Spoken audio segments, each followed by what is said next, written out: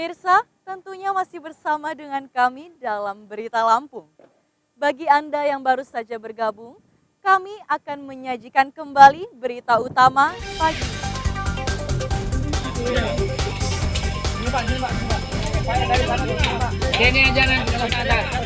Lima orang di Kecamatan Banjit Waikana tewas tertimbun longsor, 3 jenazah masih dalam pencarian.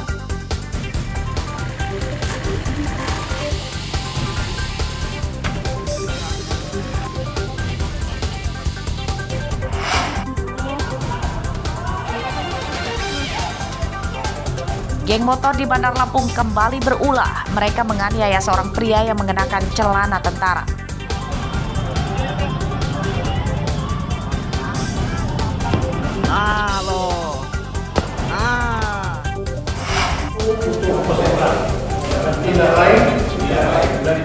Banyak pejabat di Lampung yang terseret kasus suap penerimaan mahasiswa baru Unila. Satu persatu mereka dihadirkan jadi saksi persidangan. Tahun 2021 apa jabatan? Kepala Dinas Pendidikan. Sering berkoordinasi dengan Pak Karoman ini? Sering. Ya, baik.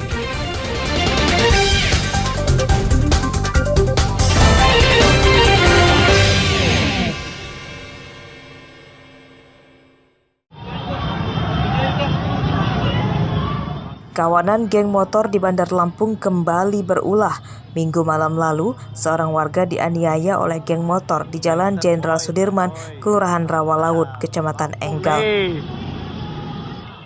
Kebrutalan geng motor direkam warga dan videonya tersebar luas di media sosial. Rekaman video memperlihatkan seorang pria yang mengenakan celana tentara diseret geng motor. Para pelaku membawa senjata tajam berukuran besar. Menurut warga, sebelum penganiayaan terjadi, terdengar suara ledakan diduga adalah suara petasan. Geng motor itu diduga tawuran dengan kelompok lain yang berakhir dengan penganiayaan terhadap seorang pria.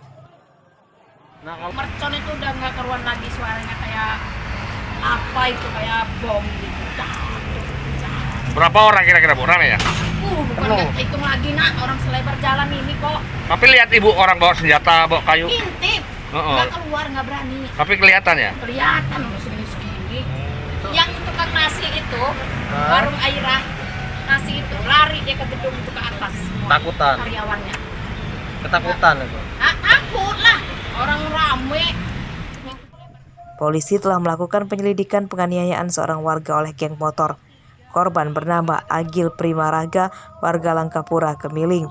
Korban adalah warga sipil. Dan korban bukan anggota TNI. Oh, bukan Pak ya? Korban adalah Sipil. masyarakat biasa, sipil, tinggal di Gang Kulit, Jalan Imam Bonjol. Oh gitu. Seragamnya aja Pak? Luka di tangannya luka. Selain tangan Pak, ada lain Pak? Ada kepala, di kepala juga ada luka.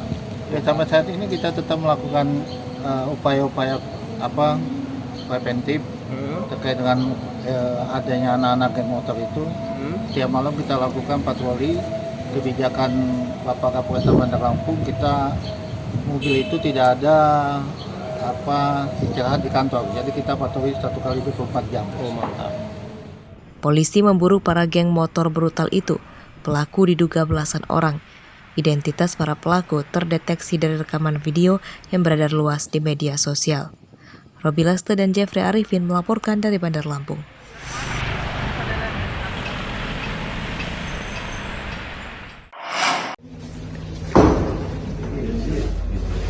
Salah satu kamar penginapan di Pringsewu Timur, Kabupaten Pringsewu, Senin siang digerebek polisi. Di kamar ini, polisi memergoki peralatan untuk mengonsumsi narkoba serta sabu-sabu sisa pakai berserakan di meja dekat kasur. Penghuni kamar bernama Nelly ditangkap usai mengonsumsi sabu-sabu. Wanita yang berprofesi sebagai pemandu lagu ini sempat menangis dan menolak ditangkap polisi.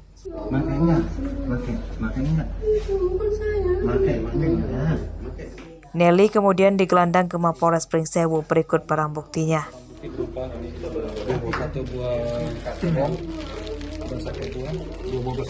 Pelaku sendiri sudah pernah terlibat, menurut keterangan pelaku sudah pernah terlibat kasus narkotika jenis ganja di tahun 2015.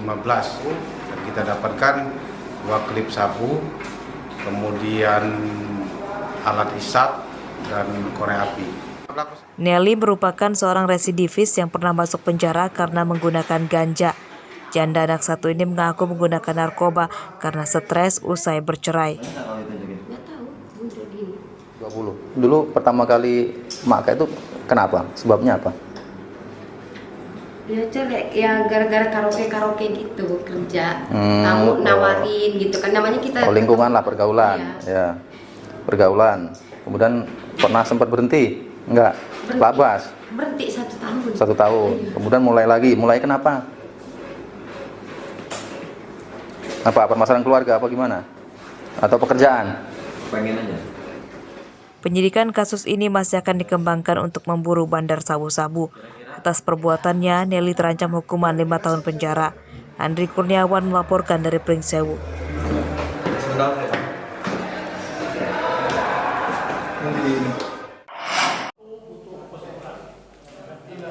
PLT Bupati Mesuji yang juga menjabat sebagai Kepala Dinas Pendidikan Provinsi Lampung, Sulpakar, menitipkan 3 orang kepada mantan Rektor Unila Karomani supaya bisa diterima sebagai mahasiswa Fakultas Kedokteran Unila. Tahun 2021 ada Umi Pak Karomani setelah tahu anak bapak lulus. Fakta mengejutkan itu terungkap saat Sulpakar jadi saksi kasus suap penerimaan mahasiswa baru atau PMB Universitas Lampung atau Unila di Pengadilan Negeri Tanjung Karang, Bandar Lampung, Senin siang. Sulpakar juga mengaku jika 2 di antara 3 orang yang dititipkan itu adalah anaknya yang masuk Fakultas Kedokteran jalur mandiri pada tahun 2020. Namun Sulpakar mengklaim tidak memberikan uang pelicin kepada Karomani. Pada awal pendaftaran, Prof, anak kami daftar SBMPTN. Andai kata tidak diterima di SBMPTN, tolong nanti di Mandiri. Iya, kapan itu waktunya?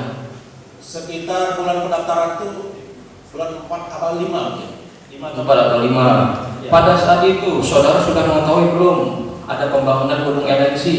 Tidak tahu. Tidak tahu. Saudara tahu saat ini ada pembangunan gedung LNC? Tahu bangunan itu setelah saya diundang peresmian, tapi saya tidak hadir. Saudara jabatan saudara apa saat ini? Tahun 2021 apa jabatannya? Kepala Dinas Pendidikan dan Provinsi Lampung. Sering berkoordinasi dengan Pak Karomani? Sering. Ya, baik. Untuk itu tahu nggak ada kegiatan yang dilakukan oleh Unila, misalnya pembangunan gedung LNC atau rehabilitasi masjid? Tidak tahu. Tidak tahu. Tidak tahu. Tidak tahu apa nggak tahu? Tidak tahu. Nggak tahu sama sekali? Tidak tahu. Baik. Sidang juga menghadirkan sejumlah saksi untuk ketiga terdakwa ex-rektor Unila Karomani, mantan Ketua Senat M. Basri, dan mantan Wakil Rektor Bidang Akademik Heryandi. Sidang akan dilanjutkan kembali untuk mendengarkan saksi lain. Sidang kasus penerimaan mahasiswa baru Universitas Lampung melalui jalur mandiri menguak fakta bahwa banyak pejabat yang terlibat pada pusaran korupsi dan suap itu. Mereka dari kalangan anggota DPRD, Bupati, pejabat Kementerian Pendidikan, hingga Menteri Perdagangan Zulkifli Hasan. Begitukah kualitas dunia pendidikan di negeri ini? Arsadi Saputra melaporkan dari Bandar Lampung. Saya tanya